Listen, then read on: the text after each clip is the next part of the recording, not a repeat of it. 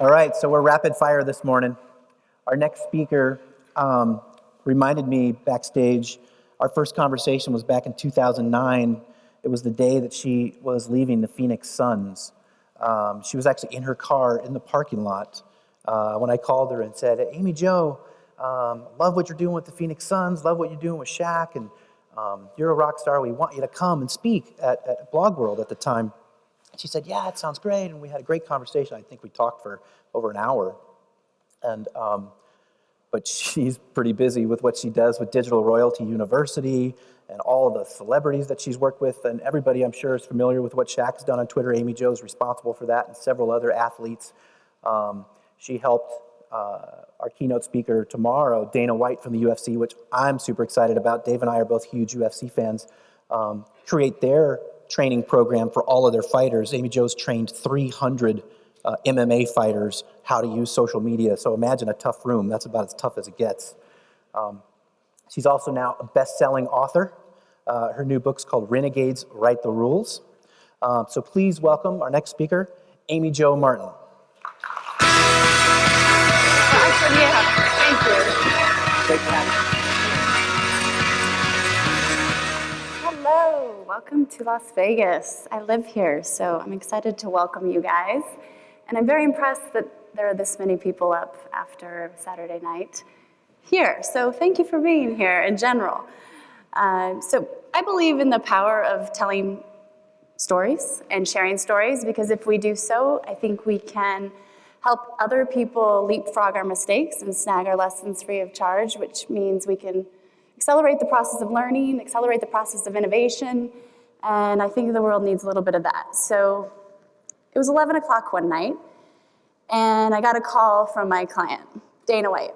He's the president of the UFC, a billion-dollar sports organization, and we'd been working together, and he said, oh my goodness, Amy, you're not gonna believe what I just did. I just tweeted my phone number to everyone, 1.5 million people. He said, you have to erase it right now, Amy Jo, you have to erase it, delete it. I said, well, Dana, it doesn't really work that way. Your phone number is out there, and at this point, my mom in South Dakota has your phone number. If she wants to call you, she can. And he said, do you hear the phone? Because he was calling me on his cell phone. He had sent out his office line. He was still at the office. And he intended to send a direct message to a fan who wanted tickets to an event, but accidentally sent it, publicly. So he said, if I'm stupid enough, his words, not mine, to share my phone number to the world, I'm gonna answer the phone. So he proceeded to do so for about 45 minutes. And again, this was pretty late at night. I said, good call, absolutely. Do this, we'll think about it. This could be an opportunity. So we took that situation, and in my office the next morning, we started to look at the analytics, we started to study the response, engagement levels spiked, headlines were made, ESPN was talking about it, and that's great, but now what, And we realized that fans just wanted to talk to him. He's the human behind that brand, and as you meet with him, or actually hear him speak tomorrow, you'll realize that he's as real as it gets. He'll be dropping F-bombs more than likely. We spoke at Harvard together recently, and he did that, so you can expect that. But he really does believe in true authenticity. So what we decided to do, I took him this idea and said, I have no idea what will happen if we do this, but I think the point is fans want to talk to you. So what if we create a fan phone? And before the next event, before you go live on pay-per-view in front of 500 million people, what if we give everybody your phone number and say, hey, call me and tell me your picks, and let's see what we can do to engage the fans. They want to talk to you, so let's just give it to them. So he was down for it. And I think that's the biggest point of this story, is that Dana White was willing to do this. Busy guy, getting ready to go on international television, and he was willing to do this. So I recorded it with my iPhone. We were backstage in his dressing room, and I'll show you a video of how it netted out. And then I'll talk about the results.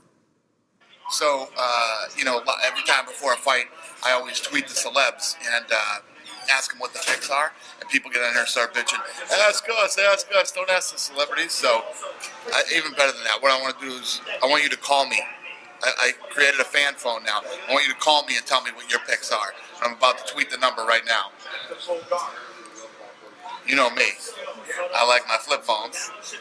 So this is the new fan phone right here. True story. Oops, this tweet may contain personal information which may be posted on your public timeline. I wanted to do that when I gave out my number the other time. Twitter added that for That's him. funny. Continue. For him. Okay, what time is it now? 8:21. 8:22? Okay, sent at 8:22. Chris, where are you calling from? From LA? You calling from the UK? All right, what's your name? Greg, where are you calling from? Kansas? All right, brother. Thanks for the support, man. Thanks for following me on Twitter. Who's this? All right, Mike. Where are you calling from? El Paso, Texas. You're in the theater? Oh, that's awesome, man. All right, talk. So I asked Dane, I said, just do this for 5 minutes, please. Like, just amuse me. And he didn't want to stop. He enjoyed it so much. And it goes to show that your intent, of course, with communication, really does matter. And it converted that night. The ratings were up, pay-per-view buys were up. What we did is we looked at this, and my team and I thought, well, what if we scale this out to the athletes, to the fighters, and bring in a marketing partner? So we brought in Boost Mobile, which Sprint owns, and we decided to give every single fighter a phone that was there at the fights. If they weren't performing as guest fighters, they would actually be engaging too. Brought it into Facebook, Twitter, they were shooting live video, and so everybody had access to these athletes. And Boost Mobile loved it because their engagement also did spike, and their influence increased as well as their reach via social. So they were able to take a social media mistake and turn it into a revenue-generating opportunity and a win-win on many accounts. So the point is that humans communicate with humans, not logos. They didn't want to talk to the UFC, they wanted to talk to Dana White and those athletes, just like in the corporate world. Usually with most of the brands that we know and love, there's someone behind that brand, whether it's on the front line or it's the CEO, that we know and we have an affinity to. And that humanization did lead to monetization. When you increase ratings, pay-per-view buys, as well as sponsorship, you're generating revenue and making money. The point is here, I guess, a lot of you may know of Simon Sinek, who is a friend of mine and definitely someone I have a great deal of respect for. If you haven't seen his TED Talk, I encourage you to check it out. But he has powerfully proven that people don't buy what you do, they buy why you do it. So the goal is not to connect with people who have what you want. The goal is to connect with people who believe what you believe. So this really starts to make a lot of sense when we think about humanizing our brands. And he proved this through the study of the human brain, physiologically, not just psychologically, and this is not my opinion, this is not his opinion. It has been powerfully proven. And if we think about why we do what we do, it really starts to become relevant to our bottom line. So I want you guys to think real quick about your personal brand. And think to yourself, in some cases, your funeral will be the ultimate brand audit, right? Whoever shows up, what they think about you, how they feel about you, that's it. But right now, we all have the ability to adjust and alter our personal brands. And treat them like companies. Treat yourself like a brand, because you are. Backing up just a little bit, my background, I grew up traveling around the country. I lived in a trailer park, lived in a trailer home, and my family and I would go to the next city. It's my father's job, and I had an addiction. I had an addiction to change and curiosity. That constant change of being in a new city, being in a new state, being in a new school, just taught me to kind of crave the next thing. And I think that's what we need. We need to be embracing that, not necessarily fighting it. So I went to ASU, full ride academic scholarship to the #1 party school in America. Go ASU. Parents were very proud. Definitely wasn't an Ivy League kid, but worked my way through ad agencies, working with a lot of sports properties and entities, ended up at the Phoenix Suns for 3 seasons. And at the time, digital was a big deal. traditional digital especially. And I was responsible for being the liaison between the two revenue-generating departments, so sponsorship and ticket sales. And I started experimenting with social media back in 2007 and 2008. I started working with Shaquille O'Neal, who played for the team at the time, and we asked a lot of forgiveness instead of permission. The league, David Stern, noticed, and basically we just started doing things. And at one point, during a revenue meeting, Wednesday mornings show up, and the president and the GM would be there, Steve Kerr, and they'd say, "What, you want to plan a what up?" And I'd say, "I want to plan a tweet up. It's basically group sales, I have a sponsor, we can make money off of this, the fans want it, how do you know they want it?" Well, I've already asked them. And 200 of them responded. "Do you want me to set up my laptop and show you live? We can talk to them now." And basically it was, wait, whoa. HR said, "You need a policy." And so I reached out to the only person I could find, who was Tony Hsieh, and I didn't know him at the time at all. I DM'd him, so I had to form my message in 140 characters. And I said, "It looks like you are doing this. You have empowered your employees to speak on behalf of the brand. How did you do it? What's your policy? Can you please share this? My hand is getting slapped."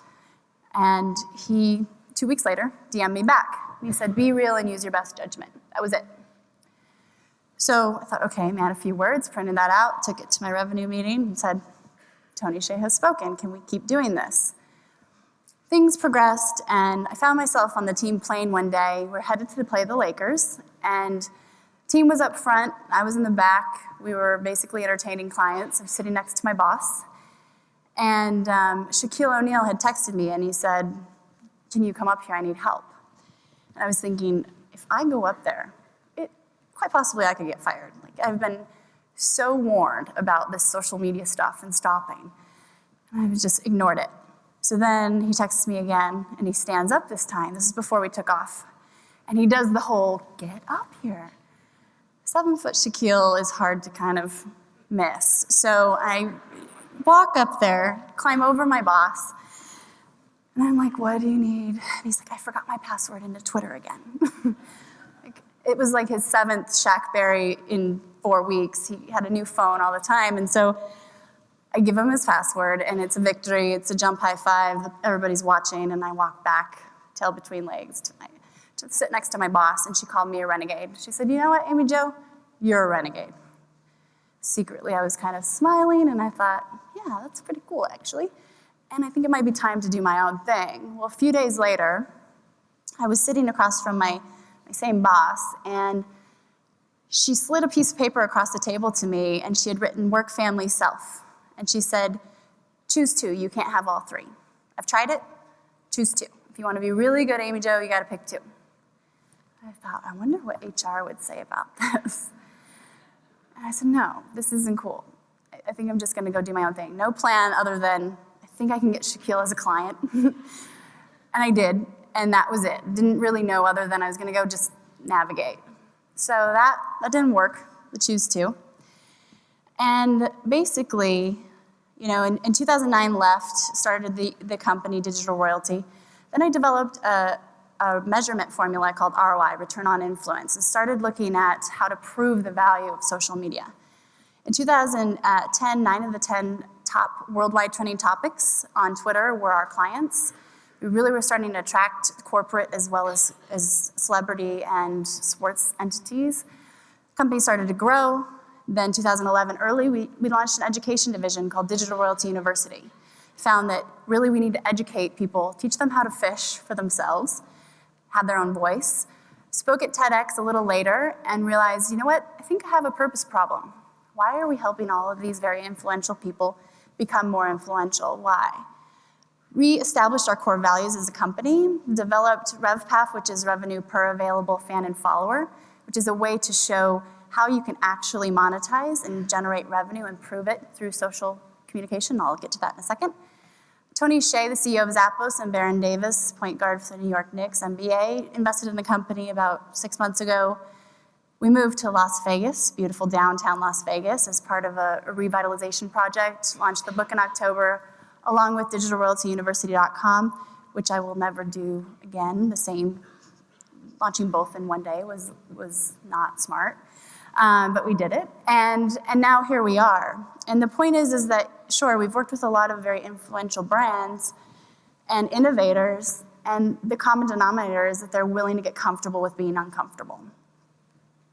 The point is, as well, communication is one thing, media is another, and social media is all about communication. Whoever coined the term social media didn't really do us any favors because it's truly not media. It's just more like the telephone, less like the TV. It's a dialogue. It's not a monologue. It impacts every aspect of business. And so the golden rule is deliver value when, where, and how your fans want to receive it. Your guests, your customers, and there are all these fancy pieces of technology swirling around us. We're fatigued. There are too many platforms at this point. Let's just focus on delivering that value when, where, and how they want it. What we've noticed at Digital Royalty, my team and I, is that there are major innovation allergies. And those are those times when you're in meetings and someone says, wait a minute, that's not the way we've always done it. Or what if it doesn't work? We all hear those innovation allergies. We don't have time for this. And it's your job as an intrapreneur or an entrepreneur to really start fighting those allergies, because that's where progress can definitely be made. So I had a situation one day, I was working with Shaquille, and I noticed that fans kept saying, hey, we're not sure that this is really Shaquille behind the tweets. They thought it was me, maybe Shaqateering, and ghost tweeting for him. And like, okay, I have an idea. What if you stand on a street corner and share your exact whereabouts and prove that it's you? I'll take video of this and we can basically share with the world that this is you. You'll tweet. So he did. He stood and we were in Phoenix, and he was at a mall, actually. First person to tag him was gonna get tickets to the game the next night. And this worked really well. A lot of fans came, we learned a lot, we did it again. We didn't know how this was going to go at all. It worked really well. He went on to the Cleveland Cavaliers, then he went to the Boston Celtics. We did it in Harvard Square. He pretended to be a statue for about 30 minutes here in this photo. Didn't move, and the authorities came eventually. Too many people came. The media showed up again. And so we called this random acts of Shaqness. And when I took him this idea, I called him one day, I said, Shaquille, what if we do these random acts of Shaqness? He was in. And again, it takes those individuals who are not afraid of the innovation allergies. When it came time for him to retire, we had an idea. The NBA didn't know he was retiring. The Celtics didn't know. I was at his home, and we decided to do this via social and actually share with his fans first. They'd been following him for 19 years, and he wanted to tell them first. So I show up at his home, and it's just a few of us, and he said, I have this idea. What if I talk about my championship rings, my days with LeBron and Kobe? And no, what about you and them? Like, what do you really want to say to your fans? And he got a little bit emotional, and we went into his office, and this is what he said. We did it.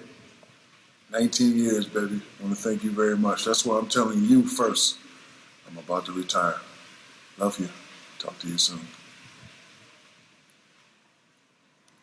So it became a worldwide trending topic in about 5 minutes for 3 days. It was on ESPN in his kitchen within 5 minutes. We walked over, and really it just turned it around. If you notice, he said, we did it. And he wanted to give back. He had earned the right through social engagement for so long to become the media. And a lot of business executives that we work with, their biggest fear is work-life integration and personal versus professional with social media. And the truth is that really it's not paparazzi. You have full control over what content you share and what you do. And it's your responsibility at this point. It's irresponsible now not to communicate in the channels that the society wants to communicate in. And when you're building your personal brand within an organization, or just if you're on your own, it's important to identify your value first. And value comes in a lot of forms: in education, entertainment, reciprocation, exclusive information, and figure out what that value is and making sure that it's balanced. You're not just talking about your work. You're not just sharing content about a specific subject matter. A lot of people could do that. So the common denominator, and actually the differentiating factor, is you and your personality. So when we talk about how do we measure this, really access leads to connection, and then relationships form. Then you start building affinity naturally, just like you do in the real world. Influence starts to gain, and then you can convert influence. Impressions don't always convert, but influence does. I was on a flight about 4 years ago, and it was bothering me because everybody said, well, how do you monetize social media, and how do you prove that this is working? And if you look at numbers, 2 separate brands or 2 separate celebrities, either way, and they may have the same exact reach when it comes to fans, followers, users, but their influence varies. So we need to be able to prove that because influence converts, and that's how we generate revenue. So what I did is I created return on influence. On the left-hand side of this formula, you see the cold metrics. These are black and white, reach and frequency. In old school media days, this would be your TRPs with TV, this would be uniques with traditional digital analytics, page views. Right now, they're fans, followers, users. On the right-hand side, you have sentiment and engagement. So now we have the ability to actually measure affinity and engagement. How motivated are our fans, our guests, our consumers to engage with us? Retweets, comments, likes, @replies, repins, re-Instagrams, comments. I mean, we're creating new names for this all day, every day, but that's where kind of our algorithm resides, is in that engagement bucket, and that point of the ingredient of return on influence. So we have a patent on this, and we've been using it with our corporate brands as well as our celebrities for the last few years. What we've also realized is that everything is trackable online, so everything is accountable. And we've developed another formula called RevPAF. It was inspired by RevPAR, which is known in the hospitality industry. It's revenue per available fan and follower. RevPAR is revenue per available room. And what this allows us to do is arrive at an actual value per fan and follower, because you can track conversion all the way from a conversation to a transaction, because we can code and track every single link, and you're able to actually arrive at a value if you have an e-commerce component to your economic model. What we've noticed is that when ROI goes up, RevPAF goes up. Time differential is the one component that, of course, dictates the amount of time in between. But over the last 4 years, we've been able to prove to ourselves and to our clients and the brands and partners that we work with, the two are connected. So I want to just encourage you to think about who is your brand, because humans communicate and connect with humans, not logos, and influence is generated by that conversation, and that's how we get conversion. The last 2 years, we've been a digital royalty. We have been training and working with our corporate brands to educate them on the value of social media. And basically, we use that term, but it's truly social communication. And every department, so DoubleTree by Hilton, 300 properties across the globe, different languages, different platforms, their properties need to know how to communicate. And it's not just guest services, it's not just the front desk and the GMs, but it's also legal and HR. And of course, customer service. Every aspect of social communication impacts the business because it's like the telephone. So that whole purpose problem that I mentioned earlier, Richard Branson, in his most recent book, he really proves the point that you can do well and do good. You can do good and do well. And moving here to Las Vegas, we've really redefined our mission and values, truly are setting out to accelerate the process of learning, of innovation, social serendipity in the real world and the physical world, and also community growth. One way and one thing that we've learned is that we're all integrating our life and our work. So it's work-life integration versus separation. I'm actually going to go back to this. So when you think about where your passion, purpose, and skill collide, that's where bliss resides. That's your royal bliss. That's where things really start to work together. And what we've done is created all types of classes, all types of platforms, 100 different courses right now online for anyone and everyone to learn about personal branding, activation, emerging platforms, measurement, you name it, social for law, social for HR, how to develop a policy, how to get a job. And for every class that's purchased, we are giving back a class to teachers. It's Tom's Shoes model. They're a good friend and partner of ours, and they've guided us through their model of giving back. It's a 1-for-1. The reason we're giving back to teachers through our partnership with Teach for America is because studies show that if teachers and parents start communicating better, children do better in school. And we really want to accelerate that process of learning and accelerate the process of innovation. So these teachers are gaining the tools and the knowledge to learn how to communicate, and principals with the parents using social media. Quick video on DRU. Digital Realty University offers an array of classes that include everything from the more tactical education approach through classes such as Twitter 101, Facebook 101, and Google+, to more strategic classes including personal branding and advanced Facebook and Twitter, which help individuals create, grow, and monetize their social media efforts. Using video, narration, and animations, the classes are designed to be both entertaining and informative, blending the two into edutainment. That makes the learning process more enjoyable and effective. To accelerate the learning process even more, your knowledge will be challenged throughout the class, using real-world applications and case studies from some of the top brands in the space. In addition, we want to keep you on your toes and test your knowledge through royal quizzes and conversation boards. Throughout the class, we provide live demos on everything from setting up your Facebook brand page to building your listening and monitoring tools. This way, you're able to follow along and apply your learnings to your own accounts. At any point during the class, students can tweet #RoyalQ with questions about the class they are currently taking, and a Digital Royalty University instructor will respond and assist. Social media is the ultimate equalizer. Digital Royalty University allows you to own your voice.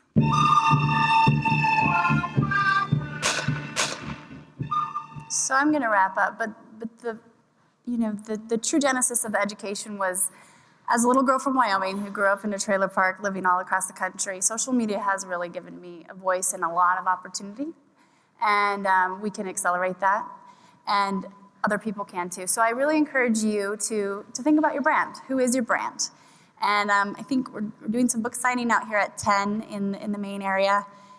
And I think everybody did get a book. And here's contact information. Please let me know if you need any advice on Vegas happenings or what you can do. Head down to downtown Las Vegas if you can. There's a lot going on. And thank you so much. Appreciate your time. Amy Jo. Worth the wait.